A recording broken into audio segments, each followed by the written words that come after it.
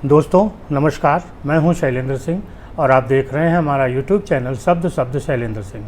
आज हमारे साथ बेहद ख़ास मेहमान हैं मनु चौधरी जी, जिनकी फ़िटनेस और स्पोर्ट्स का लोग जानते हैं कि किस तरीके से इसको अपने जीवन में उतारती हैं।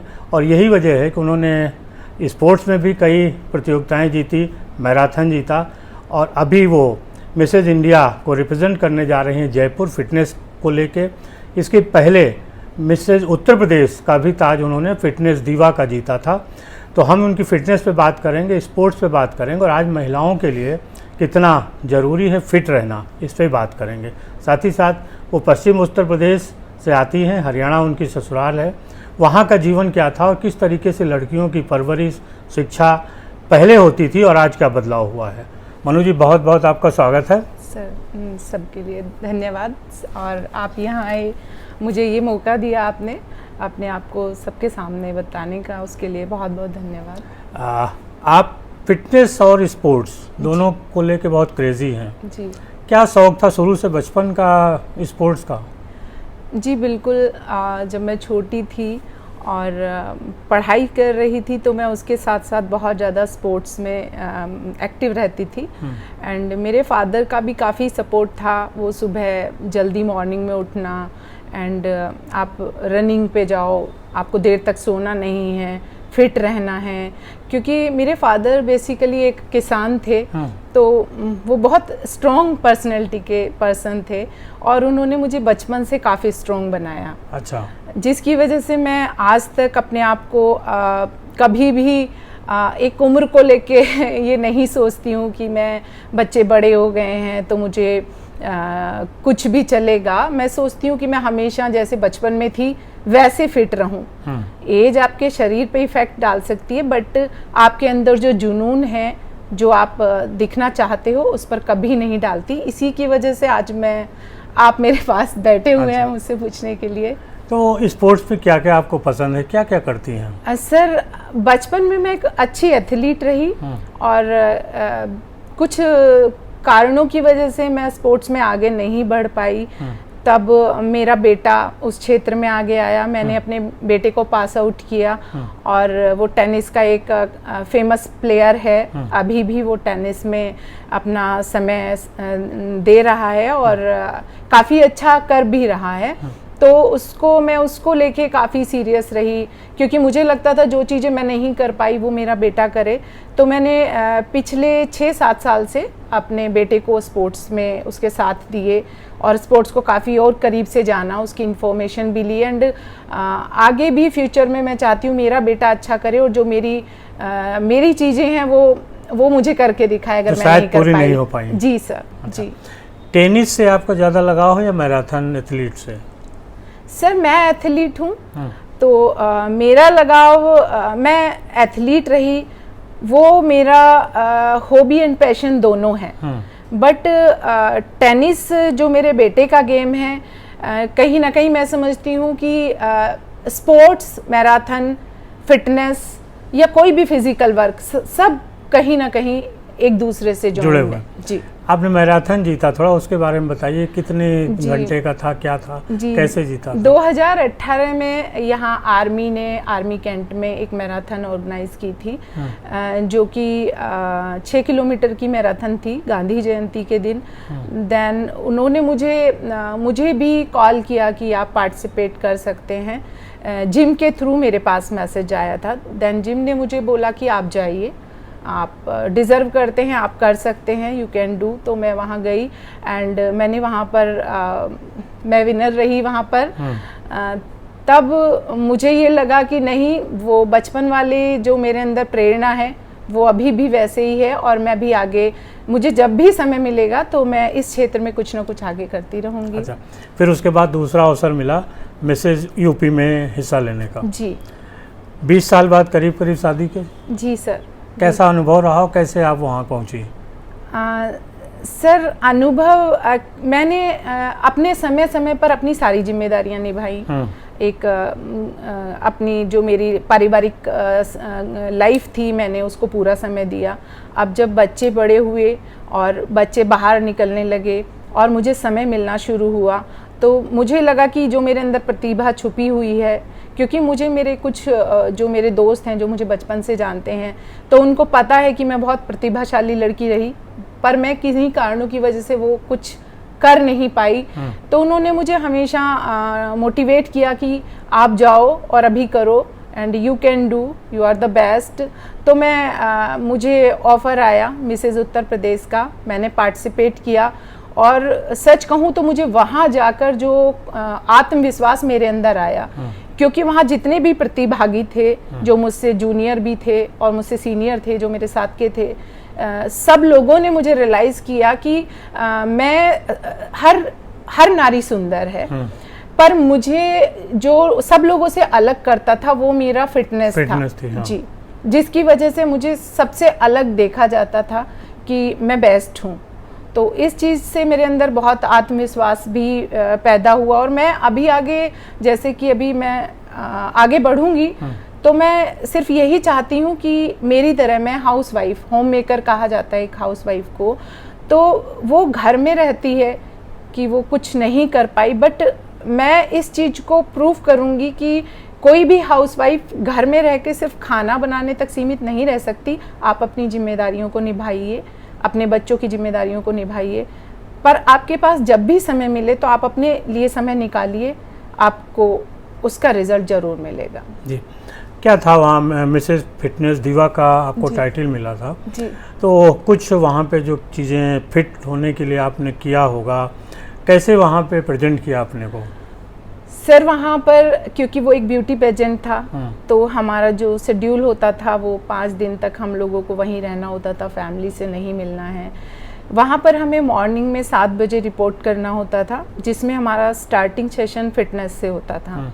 वो वहाँ पे आपसे एक्टिविटीज़ करा के देखते थे कि कौन कैंडिडेट सामर्थ्य रखता है करने की, और मैं सबसे आगे बढ़कर वो सब एक्टिविटीज़ करती थी।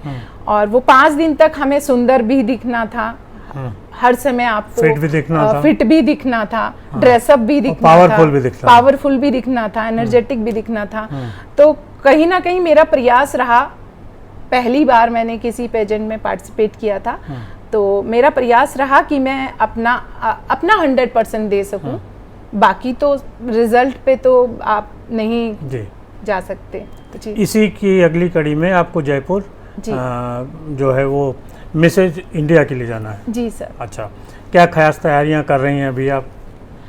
सर मिसेज इंडिया के लिए जा रही हूँ, तो मुझे जो मेरे अंदर कॉन्फिडेंस है वो तो अब काफ़ी बढ़ चुका है, क्योंकि मैं एक पेजेंट कर चुकी हूँ, और मुझे वहाँ मेरे जितने भी मेरे साथ जो कैंडिडेट थे उन सब की वजह से, और जो जिस ग्रुप को मैंने ज्वाइन किया उस ग्रुप की वजह से मुझे कॉन्फिडेंस आया कि मैं कर सकती हूँ। तो मिसेज इंडिया में जो मेरा कॉन्फिडेंस होगा वो अब से ज़्यादा बेहतर होगा। उसके लिए मैं अपनी फिटनेस और अपनी डाइट और अपना जो मेरा दिनचर्या है उस पे थोड़ा सा फोकस करना स्टार्ट कर चुकी हूँ। अच्छा जी।